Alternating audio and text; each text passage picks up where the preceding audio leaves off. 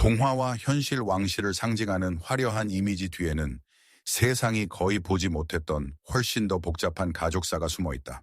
1956년 4월에 찍힌 한 장의 사진은 누구나 한 번쯤 본 적이 있을 것이다.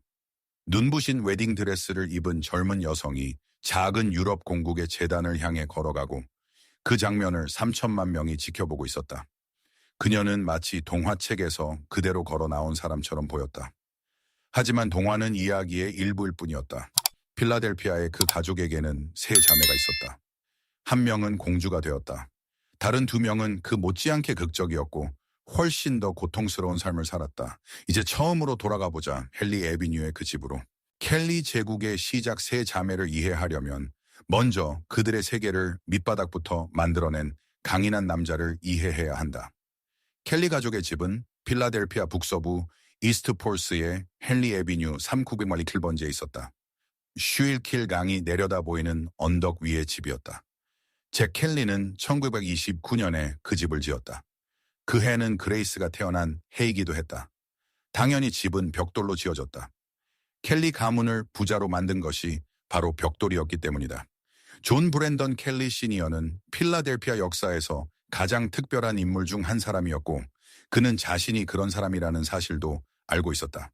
그는 1889년 아일랜드 메이오 카운티 출신 이민자 부모 사이에서 10명의 자녀 중 한 명으로 태어났다. 그의 출발은 결코 쉽지 않았다. 형의 건설회사에서 벽돌공 견습생으로 일하며 손으로 직접 일했고 현장에서 기초부터 기술을 배웠다. 하지만 잭 켈리는 평생 남의 밑에서 일할 생각이 없었다. 제1차 세계대전 당시 미 육군 중위로 복무한 뒤 1919년 그는 자신의 건설회사 존 B. 켈리 잉크를 세웠다. 형제 조지와 월터에게서 빌린 돈은 고작 $7,000였다. 10년도 되지 않아 켈리 for Brickwork는 미국 동부 해안에서 가장 큰 건설업체 중 하나가 되었다. 그리고 그에게는 조정이 있었다. 잭 켈리는 단순히 성공한 사업가가 아니었다. 그는 미국 역사상 가장 위대한 아마추어 조정 선수였다고 해도 과언이 아니다. 그는 싱글스컬에서 126연승을 거두었고 1910년대 후반과 1920년대 초반 조정계를 압도했다. 1920년 그는 영국 템스강에서 열리는 헨리 로열 레가타의 다이아몬드 스컬스에 출전하려고 했다. 조정 경기 중에서도 가장 권위 있는 대회였다. 하지만 주최 측은 그의 신청을 거절했다. 공식적인 이유는 그의 조정 클럽과 관련된 문제였지만 사람들이 실제로 이해한 이유는 따로 있었다. 헨리 위원회는 그가 육체 노동자, 그것도 벽돌공으로 일한 사람이라는 점을 문제 삼았다. 영국식 기준으로 그는 신사가 아니었다. 그들은 아일랜드계 가톨릭 장인의 아들을 그들의 경기에 드리고 싶어 하지 않았다. 잭 켈리는 분노 대신 실력으로 답했다. 그는 1920년 앤트워프 올림픽에 출전해 같은 날 오후 싱글스컬과 더블스컬에서 모두 금메달을 따냈다. 그 과정에서 바로 그해 다이아몬드 스컬스 우승자였던 영국 선수 잭 베레스퍼드를 꺾었다. 이후 켈리는 자신의 경기 모자를 조지 5세 국왕에게 짧은 편지와 함께 보냈다. 그는 1924년 파리 올림픽에서도 금메달을 추가하며 역사상 최초로 올림픽 조정 금메달 3개를 딴 선수가 되었다. 이것은 미국인들이 사랑할 수밖에 없는 이야기였다. 노동자 출신의 남자가 분노가 아니라 탁월함으로 복수하고 그 과정에서 기득권 전체를 우스꽝스럽게 만든 이야기. 이것이 잭 켈리였다. 그리고 그의 아이들이 숨쉬며 자란 공기였다. 높은 기대 속의 가정 켈리자 의집 안에는 끊임없는 규율, 운동에 대한 야망, 끝없는 경쟁이 흐르고 있었다. 잭은 1924년 마거릿 메이저와 결혼했다. 그녀는 독일 이민자의 딸이었고 전직 수영 선수였으며 펜실베이니아 대학교에서 여성 스포츠를 지도한 최초의 여성이었다. 그녀는 눈에 띄게 당당했고 똑똑했으며 요구가 많았다. 그리고 그 모든 성향을 4명의 자녀에게 물려주었다. 잭과 마거릿 사이에는 1925년에 패기, 1927년에 잭 주니어, 1929년에 그레이스, 1933년에 리잔이 태어났다. 헨리 애비뉴의 17개의 방을 가진 집은 야망과 스포츠, 성과 중심의 가족 세계 그 자체가 되었다. 그 집에서 자란다는 것은 결코 부드러운 경험이 아니었다. 마거릿 켈리는 집안을 엄격하게 이끌었고 그 규율은 때로 가혹함에 가까웠다. 막내 리자는 훗날 어머니의 양육 방식이 오늘날 기준으로 보면 당시보다 훨씬 더 거칠게 느껴질 것이라고 말했다. 잭 시니어는 자녀 전체를 자랑스러워하는 아버지였지만 개별적인 관심은 아이들이 무엇을 해냈는지에 따라 달라졌다. 패기는 그의 가장 사랑받는 딸이었다. 맏딸이자 사교적으로 가장 빛나는 아이였고 방 안의 분위기를 자연스럽게 사로잡는 사람이었다. 잭 주니어, 가족들이 캐리라고 부르던 그는 집안의 운동 유산을 이어가도록 길러졌고 실제로 그렇게 했다. 그는 올림픽에 4차례 출전했고 1956년 멜버른 올림픽에서 동메달을 땄으며 훗날 미국 올림픽위원회 위원장이 되었다. 막내 리자는 모두에게 사랑받았다. 그저 집안의 막내였기 때문이다. 아무도 큰 기대를 걸지 않았던 아이였다. 그리고 그레이스가 있었다. 그레이스는 거의 모든 의미에서 중간에 끼인 아이였다. 첫째도 아니었고 유일한 아들도 아니었으며 막내도 아니었다. 그녀는 조용하고 조금 내성적인 소녀였고 부비동염으로 고생했으며 어린 시절 내내 가족의 중심 조명에서 살짝 벗어나 있는 듯한 기분을 느꼈다. 아버지는 연기를 진지한 직업으로 여기지 않았다. 그레이스가 배우가 되겠다고 말했을 때 그는 격려보다는 가볍게 비웃는 듯한 태도로 반응했다. 1955년 그레이스가 아카데미상을 받은 밤, 잭 켈리는 친구들에게 자신의 자녀 중에서 그레이스가 가장 성공할 것이라고는 전혀 예상하지 못했다고 말했다고 전해진다. 그레이스는 오랫동안 아버지의 생각을 바꾸려 했다. 하지만 완전히 성공하지는 못했다.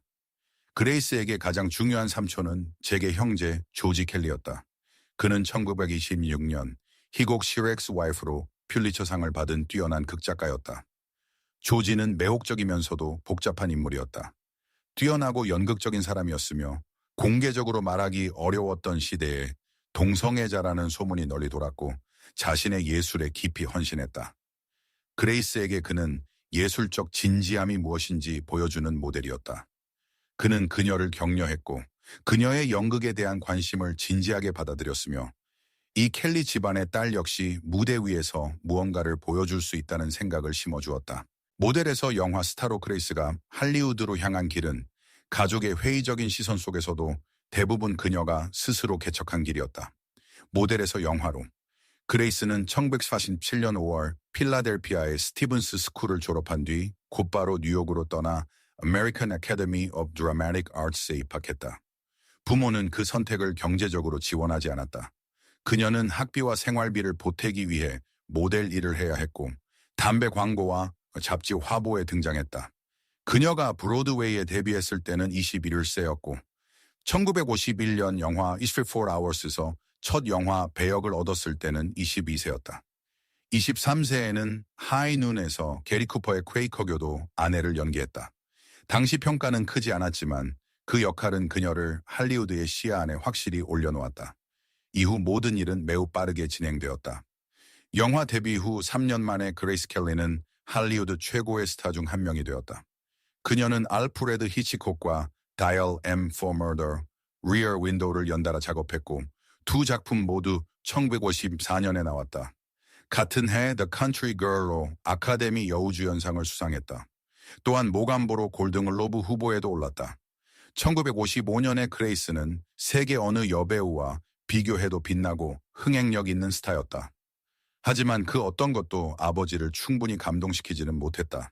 한편 필라델피아에 남아있던 그녀의 자매들은 각자의 삶을 살고 있었고 그 삶은 곧 전혀 다른 방식으로 복잡해지기 시작했다.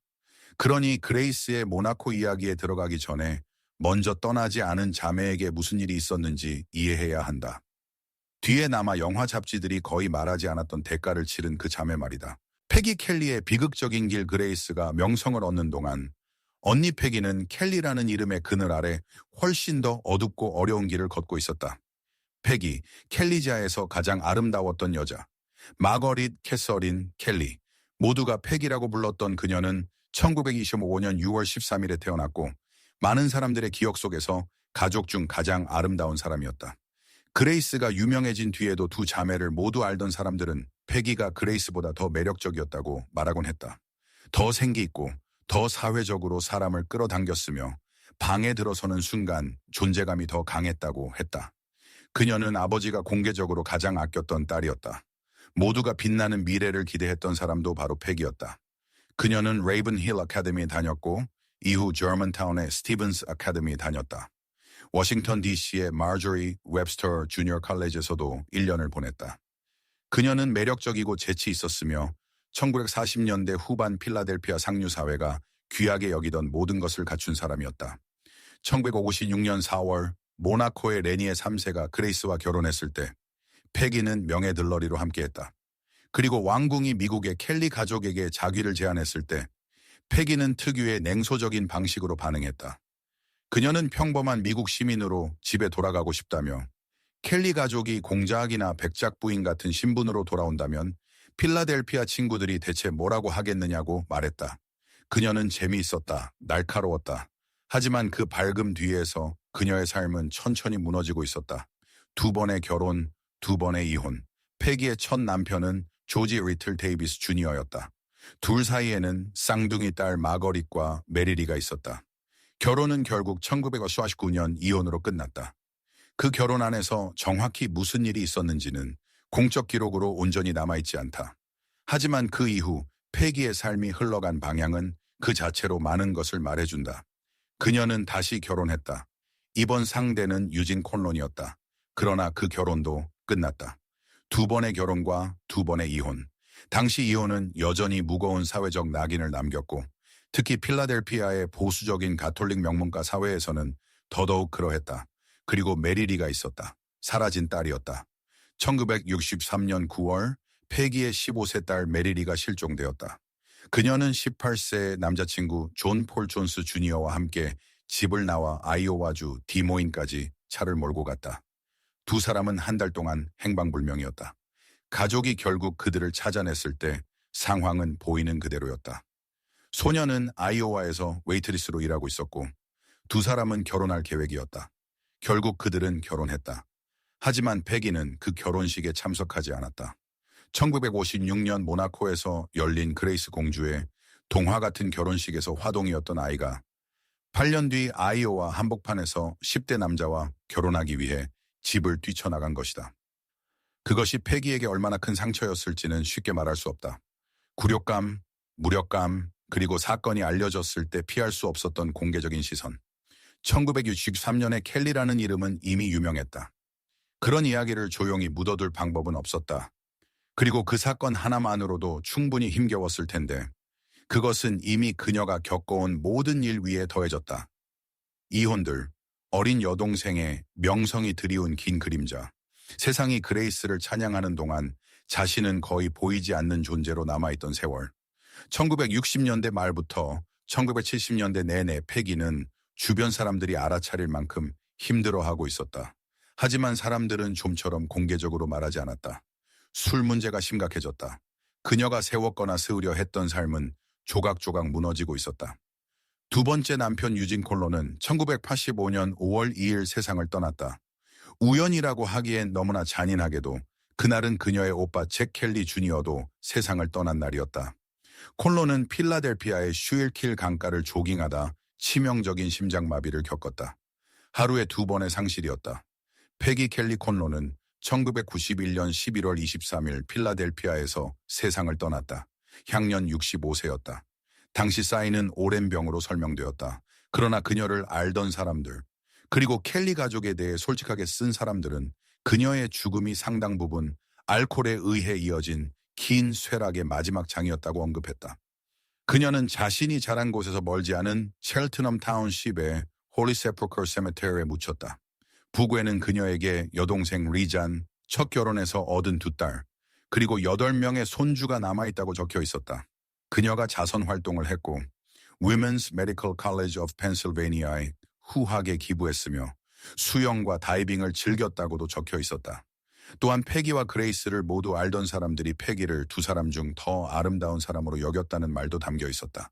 그것은 품위 있고 조심스러운 부고였다. 슬픔을 문장 사이에 빈틈에 담아둔 부고였다. 패기가 세상을 떠났을 때 그레이스는 이미 9년 전에 떠난 뒤였다. 패기의 장례식에는 카메라가 없었다. 텔레비전 앞에 3천만 명도 없었다. 세기의 결혼식과 숨겨진 대가, 패기의 삶이 필라델피아에서 무너져가는 동안 그레이스는 엄청난 개인적 희생을 요구하는 왕실 의무의 세계로 들어가고 있었다. 패기의 삶이 필라델피아에서 그렇게 흔들리는 동안 그레이스의 이야기는 지구 반대편, 작은 유럽 공국에서 펼쳐지고 있었다. 그곳에서 미국인이라는 사실은 할리우드에서와 같은 의미가 아니었다. 세기의 결혼식, 그리고 왕관의 대가. 1955년 봄, 그레이스 켈리는 할리우드 커리어의 절정에 있었다. 막 아카데미상을 받았고 알프레드 히치콕이 누구보다 신뢰하는 얼굴이었다. 어떤 기준으로 봐도 그녀는 스타였다. 바로 그 순간 1955년 5월 칸 영화제 기간 중 모나코 왕궁에서 사진 촬영이 엠파이되었다. 2만 명도 되지 않는 작은 공국의 통치자 레니의 3세는 아내를 찾고 있었다. 왕궁은 만남을 주선했다. 그레이스는 꽃무늬 드레스를 입고 나타났다. 아직 젖은 머리를 즉석에서 올려 묶은 모습이었다. 두 사람은 왕궁 정원을 함께 걸었고 사진 기자들은 페리 매치를 위해 그 장면을 촬영했다. 공주가 필요한 왕자. 그것이 첫눈에 반한 사랑이었는지는 여전히 논쟁의 여지가 있다. 분명한 것은 레니에가 실제 압박을 받고 있었다는 점이다. 모나코의 재정은 위험할 정도로 좋지 않았다. 한때 유럽 귀족들의 놀이터였던 작은 카지노 국가는 프랑스 국경 너머의 새로운 도박 시설들의 손님을 빼앗기고 있었다. 모나코에 상당한 재정적 이해관계를 가지고 있던 그리스 선박왕 아리스토텔레스, 오나시스도 왕자에게 주목도 높은 아내를 찾으라고 권한 사람들 중 하나였다.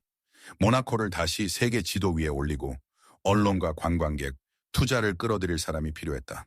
할리우드의 최정상급 여배우는 바로 그 공국이 필요로 하던 존재였다. 레니에는 칸에서의 만남 이후 몇 달 동안 그레이스와 편지를 주고받았다. 1955년 12월 그는 뉴욕으로 향했고 필라델피아의 켈리 가족을 방문했다. 크리스마스 당일 그는 청혼했다. 야코는 1956년 1월 5일 켈리 가족의 집에서 열린 기자회견을 통해 공식 발표되었다. 세상은 거의 열광했다. 하지만 그 결혼에는 1956년에 언론이 로맨스에 취해 대부분 지나쳐버린 조건들이 있었다. 켈리 가족은 결혼이 진행되기 전에 그리말디 가문에 지참금을 내야 했다. 알려진 금액은 200만 달러였다. 잭 켈리는 이 조건에 분노했다고 전해진다. 그는 자신의 딸이 어떤 남자에게도 결혼하기 위해 돈을 낼 필요는 없다고 말했다고 한다. 하지만 그레이스는 이 결혼을 원했고 결국 아버지는 물러섰다. 지참금의 절반은 그녀가 할리우드에서 번 돈에서 나왔다. 나머지는 켈리 가족의 재산에서 나왔다. 벽돌에서, 건설 계약에서, 자식들이 자신처럼 고생하지 않게 하려고 밑바닥부터 제국을 세운 남자의 땀에서 나온 돈이었다. 이제 그 돈은 결혼을 성사시키기 위해 유럽의 왕자에게 지급되고 있었다. 결혼식은 이틀 동안 진행되었다. 1956년 4월 18일 왕궁의 왕좌의 방에서 시민 결혼식이 열렸고 다음 날 성 니콜라스 대성당에서 종교 의식이 이어졌다. 드레스는 MGM의 의상 디자이너 헬렌 로즈가 디자인했고 MGM은 결혼식 중계권을 받는 대신 그레이스에게 드레스를 선물했다. 125년 된 브뤼셀 레이스, 실크 테피터, 수천 개의 손바느질 진주로 만들어진 드레스였다. 완성까지 6주가 걸렸고 30명이 넘는 재봉사가 작업에 참여했다. 오늘날까지도 역사상 가장 아름다운 웨딩드레스 중 하나로 꼽힌다. 3천만 명이 텔레비전으로 지켜보았다. 모나코 현장에는 900명의 기자가 몰렸다. 훗날 레니의 왕자는 그 모든 장면을 역사상 가장 큰 서커스라고 표현하며 둘이 산속의 작은 예배당에 가서 조용히 결혼했어야 했다고 말했다. 그레이스 켈리는 26세였다. 그녀는 영화 커리어와 미국에서의 삶, 독립성, 사생활을 포기하고 있었다. 대신 그녀는 자기와 궁전, 그리고 12살 연상의 결코 쉽지 않은 남편을 얻었다. 그녀는 모나코의 그레이스 공비가 되었고 또 다른 삶의 문을 통과했다. 그리고 그 문이 뒤에서 닫히도록 내버려 두었다. 낯선 궁정의 미국인 공비 모나코의 엄격한 의전과 규칙에 적응하는 일은 그레이스에게도 직설적인 미국식 가족에게도 쉽지 않았다. 바로 여기서 이야기는 복잡해진다. 모나코는 센트럴파크보다도 작은 곳이었고 오래된 전통과 공비의 올바른 태도에 대한 확고한 생각을 가진 남자가 다스리는 나라였다. 그곳은 할리우드가 아니었다. 그리고 그레이스와 함께 들어온 미국인들은 완전히 환영받는 존재가 아니었다. 미국에서 온 침입자들, 1956년의 모나코는 자기 자신에 대한 매우 확고한 인식을 가진 곳이었다. 그리말디 가문은 수세기 동안 그 공국을 통치해왔다. 의전이 있었고 궁정 사람들이 있었고 정해진 사회 질서와 깊이 뿌리내린 품위에 감각이 있었다. 그 세계에 켈리 가족이 들어왔다. 아일랜드계 가톨릭, 자수성가한 사람들, 뼛속까지 미국인이었고 그것을 전혀 부끄러워하지 않았다. 그레이스의 어머니 마거릿 켈리는 처음부터 모나코에서 강한 존재감을 드러냈다. 그리고 그녀는 왕궁 사람들이 예상했던 인물이 아니었다. 자신감 있고 솔직하며 유럽 귀족들의 허세에 조금도 주눅들지 않았다. 그녀는 자신의 의견을 거침없이 밝혔고 그런 태도는 모나코 궁정에서 사람들의 눈썹을 치켜올리게 만들었다. 많은 사람들의 말에 따르면 그녀는 전통적인 의미에서도 쉽지 않은 시어머니였다. 그레이스를 먼저 자신의 딸로 보고 그 다음에야 공비로 보는 태도를 끝까지 완전히 버리지 못한 사람이었다. 세월이 흐르는 동안 켈리 가족의 모나코 방문은 공국에게도 그레이스에게도 늘 쉬운 일이 아니었다. 그레이스는 할리우드 시절 내내 복잡한 가족 관계에서 벗어나 자기만의 사람이 되고 자신의 능력으로 명성을 쌓기 위해 애썼다. 모나코의 공비가 된 것은 그녀에게 새로운 정체성을 주었지만 동시에 가족의 드라마와 어려움이 왕궁과 그 주변을 둘러싼 언론에 접근할 수 있다는 뜻이기도 했다. 그리고 언론은 언제나 지켜보고 있었다. 모나코는 본질적으로 화려하고 부유하며 작은 곳이었다. 살아남기 위해 관광과 관심이 필요했다. 결코 사적인 왕국이 아니었다. 사진 기자들은 그레이스가 가는 곳마다 따라붙었다. 미국 가족 구성원 한 명이 방문할 때마다 사진이 찍히고 추측이 따라붙었다. 그런 의미에서 왕궁의 벽은 아무것도 막아주지 못했다. 포기한 커리어와 삶의 목적을 찾아서 그레이스는 자신이 떠나온 창작의 삶과 새 왕실 역할이 요구하는 자선 활동 사이에서 흔들렸다. 그녀가 뒤에 두고 온 커리어. 그레이스는 공비라는 역할이 자신이 상상했던 것보다 훨씬 더 디만딩하고 훨씬 더 제한적이라는 사실을 깨닫고 있었다. 알프레드 히치콕은 1962년 영화 마니에의 주연을 제안했고 그레이스는 그 역할을 매우 원했다고 전해진다. 하지만 모나코 여론의 반대가 너무 강해 결국 그녀는 물러났다. 그녀는 1976년 20th Century Fox의 이사회에 합류했고 다큐멘터리 내레이션을 맡았으며 말년에는 무대에서 시 낭독을 했다. 떠나보낸 창작의 삶을 향한 작은 몸짓들이었다. 그러나 영화배우로서의 커리어는 끝나 있었다. 그녀는 그것을 자기와 맞바꾸었고 그 자기는 협상의 대상이 아니었다. 대신 그레이스는 삶의 목적을 찾았다. 그녀는 자선 활동에 진심으로 뛰어들었다. 영화 배우가 자선가 역할을 하는 정도일 것이라고 생각한 사람들은 그녀의 진정성에 놀랐다. 그녀는 모나코 적십자의 회장이 되었고 언니 패기와 시누이 안투아네트 공주는 부회장으로 함께했다. 그녀는 1963년 베트남 어린이들의 처지를 목격한 뒤 아동 권리에 초점을 맞춘 모나코 기반 단체 AMAID 몬디알레를 설립했고 이 단체는 UN의 인정을 받았다. 또한 미국의 신진 예술가들을 지원하는 프린세스 그레이스 파운데이션의 기반도 만들었다. 그녀는 단순한 의전 넘어 정말 중요한 부분에서 훌륭한 공비였다. 하지만 모나코는 작은 세계였고 작은 세계에서는 모든 것이 더 강하게 느껴진다. 남편과의 긴장도 실제였다. 두 사람은 서로 다른 사람이었다. 그 결혼은 어느 정도는 상황에서, 어느 정도는 진심 어린 감정에서, 또 어느 정도는 공국 재정의 필요에서 비롯된 것이었다. 레니의 왕자는 무뚝뚝하고 통제적이며 함께 살기 어려운 사람이 될 때가 있었다. 두 사람의 자녀들, 1957년 1월에 태어난 캐롤라인, 1958년 3월에 태어난 알베르, 1965년 2월에 태어난 스테파니는 따뜻함과 긴장이 번갈아 존재하는 분위기 속에서 자랐다. 그레이스는 예술가와 작가 친구들에게서 깊은 위안을 얻었다. 그녀는 연극을 사랑했고 꽃을 눌러 말리고 그 꽃들에 대해 글을 쓰며 가정적인 것을 조용히 아름다운 것으로 바꾸는 사람이었다. 말년에는 꽃과 그 상징에 관한 책을 냈고 유럽 여러 무대에서 시를 낭독했다. 그것은 연기와 같지는 않았지만 그녀만의 무언가였다.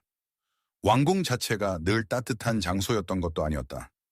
그리말디 궁정에는 내부 정치와 파벌, 그리고 모든 일이 어떻게 이루어져야 하는지에 대한 오래된 제도적 기억이 있었다. 이스트 폴스의 벽돌집에서 자랐고 19세의 뉴욕에서 자기 집세를 냈으며 알프레드 히치콕 앞에서도 더 나은 장면을 위해 의견을 말하던 미국 여성은 그곳에 자동으로 맞아떨어지는 사람이 아니었다. 그녀는 배웠다. 적응했다. 시간이 지나면서 그녀는 모나코에서 진심으로 사랑받는 인물이 되었다. 모나코 사람들은 결국 그녀를 자신들의 사람으로 받아들였다. 하지만 그 과정에는 몇 년이 걸렸고 마찰이 없었던 것도 아니었다. 그 모든 시간 동안 그녀는 미국 여권을 유지했다. 조용하지만 끈질기게 이중국적을 지켰다. 1976년에는 아버지의 조상 땅이 있던 아일랜드 메요 카운티의 일부를 다시 사들였다. 그것은 켈리 가문을 만든 뿌리로 향하는 일종의 제스처였다. 그녀는 공비 아래에 남아있던 필라델피아 소녀를 완전히 놓아버리지 않았다. 로크 아젤에서 내려오던 치명적인 길동화는 지중해 해안 위에 구불구불한 산길에서 갑작스럽고 비극적으로 끝났다. 그 어떤 것도 그녀를 1982년 9월 13일에 그 길로부터 지켜주지 못했다. 로크 아젤에서 내려오는 길. 그레이스는 1982년 여름을 모나코 위쪽 프랑스 국경 너머에 있는 가족의 농가 별장 로크 아젤에서 보냈다. 그해 여름은 유난히 바빴다. 그녀는 레니에와 함께 재구성된 영화 프로젝트의 확장 작업을 하고 있었고 문화 행사에 참석했으며 가을 시즌을 준비하고 있었다. 훗날 딸 캐롤라인의 말에 따르면 그레이스는 지쳐 있었지만 속도를 늦추지 않았다. 속도를 늦춘다는 것은 그레이스 켈리가 자신에게 허락하는 일이 아니었다. 1982년 9월 13일 아침 그레이스는 1972년식 로버를 몰고 로크 아젤에서 모나코로 돌아가고 있었다. 조수석에는 막내딸 스테파니가 앉아 있었다. 당시 스테파니는 17세였다. 두 사람은 새 학기 시작을 위해 모나코로 향하고 있었다. 스테파니는 파리에서 공부를 시작할 예정이었다. 로크 아젤에서 모나코로 내려가는 길은 코트다쥐르 위쪽 산비탈을 따라 이어지는 믿기 어려울 만큼 좁은 산악도로다. 아찔한 급커브가 연속으로 이어지는 길이었다. 그레이스는 그 길을 여러 번 운전했다. 잘 알고 있었다. 그리고 운전을 싫어했다. 그녀는 1970년대 모나코에서 작은 사고를 당한 뒤로 가능하면 운전기사를 이용하고 싶어 했다. 하지만 그날 아침에는 차가 너무 작았다. 두 사람과 짐, 그리고 운전기사까지 모두 태울 수 없었다. 그래서 그레이스가 직접 운전대를 잡았다. 뒤따라 디스치민을 도로를 달리던 한 목격자는 로버가 갑자기 양쪽 차선을 가로지르며 심하게 흔들리기 시작했고 이후 차체가 똑바로 잡히는 듯 하더니 앞쪽 커브를 향해 강하게 가속했다고 말했다. 브레이크 등은 켜지지 않았다. 차는 속도를 줄이지 않았다. 도로를 벗어난 차는 산비탈 아래로 약 30m, 그러니까 약 100피트 굴러떨어졌다. 스테파니는 살아남았다. 척추골절과 뇌진탕을 입었지만 신체적으로는 비교적 온전했다. 그레이스는 의식이 없는 상태로 잔해 속에서 발견되었다. 심각한 뇌 손상, 흉부 부상, 대퇴골 골절이 있었다. 그녀는 구급차로 모나코 병원에 이송되었다. 왕궁의 첫 공식 발표는 조심스러웠다. 몇 군데 골절이 있으며 공비가 완전히 회복할 것처럼 암시했다. 하지만 병원의 의사들이 거의 즉시 이해한 진실은 훨씬 더 심각했다. 그레이스는 뇌출혈을 겪었다. 뇌 안에서 발생한 치명적인 출혈이었다. 그리고 그 출혈은 차가 도로를 벗어나기 전에 이미 시작되었을 가능성이 매우 높았다. 의사들은 그 뇌출혈이 그녀가 운전 통제력을 잃은 원인이라고 판단했다. 병원에 있는 동안 두 번째로 더 심각한 출혈이 발생했고 그녀는 뇌사 판정을 받았다. 레니의 왕자는 자녀 캐롤라인, 알베르와 함께 생명 유지 장치를 중단하기로 결정했다. 1982년 9월 14일 밤 10시 55분 그레이스 패트리샤 켈리는 세상을 떠났다. 향년 52세였다. 왕궁은 처음에 이야기를 통제하려 했다. 의사들이 이미 상태의 심각성을 알고 난 뒤에도 몇 시간 동안 공식 입장은 조심스러운 낙관론에 머물렀다. 왕궁이 말한 내용과 의료진이 알고 있던 사실 사이의 간극은 이후 며칠 동안 작은 논란이 되었다. 하지만 곧 그 모든 것은 상실의 크기 앞에 묻혔다. 1982년 9월 18일 장례식은 거의 1억 명이 지켜보았다. 그녀가 26년 전 결혼식을 올렸던 바로 그 모나코 대성당이었다. 그녀의 아이들이 세례를 받은 곳이기도 했다. 그녀가 그 놀라운 드레스를 입고 걸어가던 바로 그 장소였다. 그때도 온 세상이 그녀를 지켜보고 있었다. To Catch a Thief에서 함께 출연했고 그녀를 자신이 함께 일한 사람 중 가장 좋아하는 사람이라고 여겼던 캐리 그랜트는 깊이 무너졌다. 그를 알던 사람들은 이 상실이 그의 인생에 많은 다른 상실보다 훨씬 더 깊게 그를 흔들었다고 말했다. 제임스 스튜어트는 훗날 그녀에 대해 오래도록 회자될 말을 남겼다. 그는 그레이스 켈리를 사랑했다고 말했다. 그녀가 공비였기 때문도 배우였기 때문도 친구였기 때문도 아니었다. 그저 자신이 만난 사람 중 가장 다정한 사람 중 하나였기 때문이라고 했다. 그녀를 볼 때마다 그의 삶에 부드럽고 따뜻한 빛이 들어왔다고 했다. 그리고 그녀를 만나는 매 순간이 하나의 휴일 같았다고 했다. 레니의 왕자는 다시 결혼하지 않았다. 그는 2005년 81세로 세상을 떠났고 대성당 지하 묘소에서 그녀 곁에 묻혔다. 부상에서 회복 중이던 스테파니는 장례식에 참석하지 못했다. 이후 그녀는 그 차 안에 있었다는 복잡한 무게를 오랫동안 짊어지고 살았다. 대중의 추측, 수군거림, 어머니를 죽게 한 사고에서 살아남았다는 불가능한 짐. 그녀는 훗날 사람들이 누군가를 탓해야만 하는 것처럼 보였다고 말했다. 그리고 그 필요가 때때로 자신을 향했다고 했다. 그녀는 그런 일을 당할 이유가 없었다. 하지만 슬픔은 죄책감을 나누는 방식에서 늘 이성적이지 않다. 마지막 켈리, 리잔 막내 리잔은 형제 자매들보다 오래 살아남으며 가족의 기억을 지키는 사람이 되었고 동시에 자신만의 깊은 상실도 감당해야 했다. 그렇다면 리잔은 어떻게 되었을까? 켈리 자매 중 막내. 모두보다 오래 살아남아 필라델피아에서 가족이 한 사람씩 사라지는 모습을 지켜본 사람. 리잔이 짊어진 것들. 엘리자베스 앤 켈리는 1933년 6월 25일에 태어났다. 처음부터 모두가 그녀를 리잔이라고 불렀다. 그녀는 켈리 잔의 자녀 중 막내였다. 그레이스가 가족의 사랑둥이라고 표현했던 아이였다. 엄격했던 부모조차 그녀에게만큼은 온기를 거두지 못했던 막내였다. 그녀는 헨리 에비뉴의 17개 방짜리 집에서 자랐다. 레이븐힐 아카데미에서 하키와 농구를 했고 펜실베이니아 대학교에서는 여자 하키 대표팀 주장을 맡았다. 또한 스포츠 일러스트레이티드 초창기 지면에도 등장했다. 1955년 하키 유니폼을 입고 촬영된 그녀는 그 잡지에 실린 초기 여성들 중 한 사람이었다. 리자는 명성을 필요로 하는 사람이 아니었다. 여러 증언에 따르면 그녀는 자신이 누구인지 정확히 알았고 그 사실에 완전히 편안해했다. 켈리 가족 안에서 그것은 진짜 성취였다. 그녀는 유쾌했고 따뜻했다. 1950년대 중반 그레이스와 함께 영화 촬영장에서 여름을 보내며 히치콕 작품들을 곁에서 지켜본 자매였다. 히치콕 감독과 함께 사진을 찍기도 했다. 어린 시절에는 상상도 하지 못했던 세계로 그레이스의 삶이 변해가는 모습을 조심스러운 거리에서 바라보았다. 땅에 발을 붙이고 있던 자매. 1955년 6월 25일 자신의 22번째 생일에 리자는 도널드 C. 레빈과 결혼했다. 그는 주식 중개인이었고 훗날 서러브레드 경주마 조련사이자 경마 관계자가 되었다. 그레이스는 리잔의 들러리였다. 1년 뒤 리자는 그레이스의 모나코 결혼식에 참석하지 못했다. 처사이를 임신한 지 8개월이 되었기 때문이었다. 그 딸이 태어나자 리자는 아이의 이름을 그레이스라고 지었다. 자신의 언니를 기리는 이름이었다. 그것은 조용한 헌신의 표현이었다. 사랑이 진짜라는 사실을 굳이 말로 드러내지 않아도 되는 가족 안에서 일어나는 그런 행동이었다. 리잔과 도널드는 경마 세계의 리듬을 따라 사는 삶을 꾸렸다.